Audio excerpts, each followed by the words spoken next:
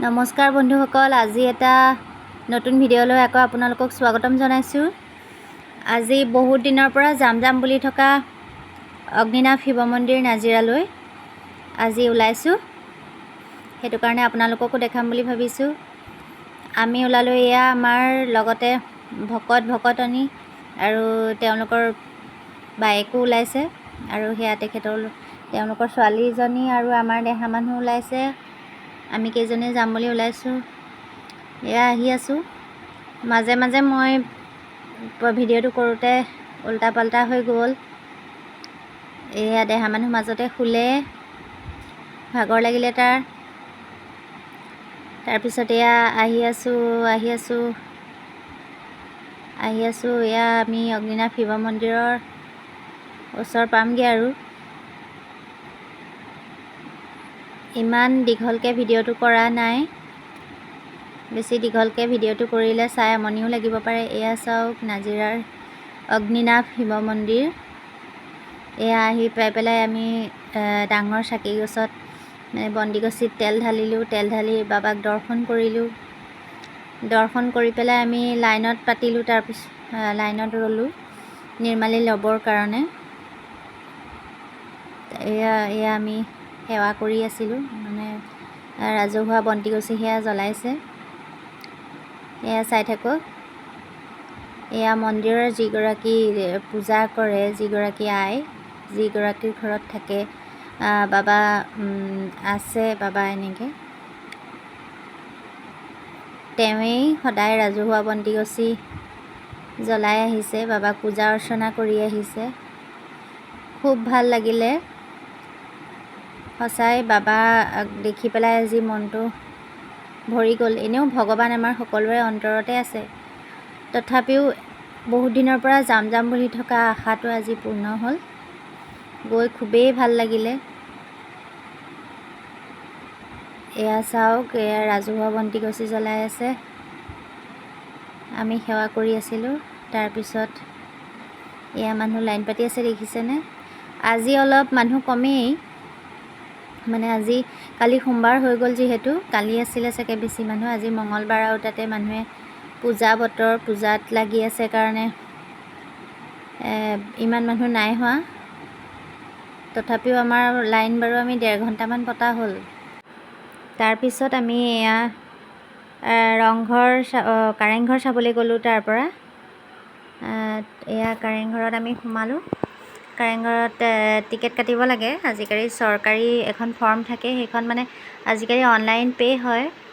সেইটো কাৰণে ফৰ্মখন মোবাইলতে আমি ফিল আপ কৰি পেলাই অনলাইন পে'মেণ্ট কৰিলোঁ। তাৰপিছত ইয়াত সোমাইছোঁ। ইমান ধুনীয়াকৈ এইখন সজাই থৈছে, হেজবোৰ ধুনীয়াকৈ কাটি থৈছে। এয়া কাৰেংঘৰৰ ভিতৰলৈ সোমালোঁ। কিবা কিবি ৰিপেয়াৰিঙো কৰি আছে। এয়া ভিতৰখনত সোমালোঁ। ভিতৰখনত এইবোৰ আগৰ দিনত ৰজা মহাৰজাসকলে সঁচাকৈয়ে খুব ধুনীয়াকৈ সুৰক্ষিতকৈ নিৰ্মাণ কৰিছিলে। বাহিৰটো এতিয়া ইমান গৰম, কিন্তু ভিতৰটো গৰম অকণোৱে অনুভৱ নহয়। কিবা ঠাণ্ডা এটা ভাৱ এটা আহে। সেইটো কাৰণে আগৰ দিনত এইবোৰ ৰজা মহাৰজাসকলে বহুত ভাবি চিন্তি খুব ধুনীয়াকৈ নিৰ্মাণ কৰিছিলে। সেইটো কাৰণে ইমান দিন এই ঘৰবোৰ আচলতে আছে, ভাল হৈ আছে। এয়া তাৰপিছত আমি তাৰপৰা আহি পেলাই বেছি নাচালোঁ। আমি তাৰপৰা আহি খাবলৈ সোমালোঁ, যিহেতু খুব ভোক লাগিছে চবৰে। যাওঁতে তেনেকৈ একো খাই যোৱা নাই। সেইটো কাৰণে আমি মা আখল বুলি এখন আছে, ৰংঘৰৰ ফ্ৰণ্টতে আছে, ৰংঘৰৰ সন্মুখত। খুব ধুনীয়া এসাঁজ তাতে খালোঁ। খুব চাফ চিকুণো হয় আৰু তেওঁলোকৰ ব্যৱহাৰ পাতিও বিৰাটেই ভাল। বিশেষকৈ চাফ চিকুণ হ'ব লাগে খাবলৈ হ'লে, আৰু খাবলৈও সোৱাদ হৈছিলে। এয়া আমি চিকেন কাৰী সেনেকৈ আৰু ফিছ কাৰী আৰু কেইবাখনো দিছিলে ব্যঞ্জন, আৰু খাই তৃপ্তিৰে এসাঁজ সকলোৰে লগতে খালোঁ। গতিকে বহুত ভাল লাগিলে। আপোনালোকেও সেইফালে গ'লে এই হোটেলখনত সোমাব পাৰিব, মাৰ আখল বুলি। তেওঁলোকৰ ব্যৱহাৰ পাতিও খুব ভাল আৰু খাদ্যও আমি খাবলৈ ভাল, চাফ চিকুণো, গতিকে খাব পাৰিব। ৰংঘৰৰ ফ্ৰণ্টতে হয়। এয়া আমি খাই আছিলোঁ। তাৰপিছত তাৰ পৰা আমি গ'লোঁ উইংছ অফ হাজৰিকা। আপোনালোকে যে শুনিছে নিশ্চয়, তেখেতে এইখন আনিছিলে এখন হোটেল বনাবৰ কাৰণে। এইখনো চালোঁগৈ আমি, বোলো এইখনো চাই থৈ যাওঁ, এইখনো কেলৈ এৰোঁ, সেইটো কাৰণে এইখনো চাবলৈ গ'লোঁ। এয়া এইখন মানে ৰিপেয়াৰিং কৰি আছে, সোনকালেই চাগে, খুব সোনকালেই চাগে হ'ব, কাম লাগিয়ে আছে।